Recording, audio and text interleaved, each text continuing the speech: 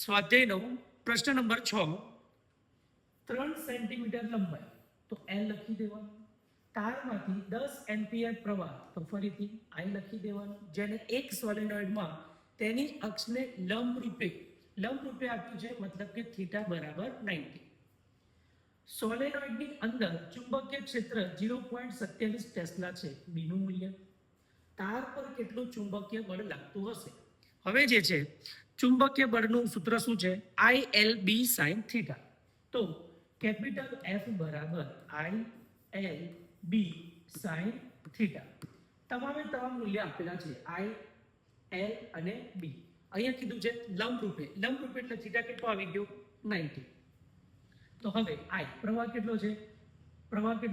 10 ampere. લંબાઈ કેટલી છે? 3 સેન્ટીમીટર. તો મીટરમાં ફેરવીશું તો 3 ગુણ્યા 10 ની -2 મીટર. પછી ચુંબકીય ક્ષેત્રનું મૂલ્ય કેટલું છે? 0.27 ટેસ્લા.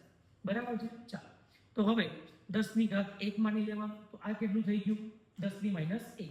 તો 10 ની -1 ગુણ્યા 3 ગુણ્યા 0.27. બરાબર. ચાલો તો 0.27 ગુણ્યા 3 કેટલા આવે છે? 0.81.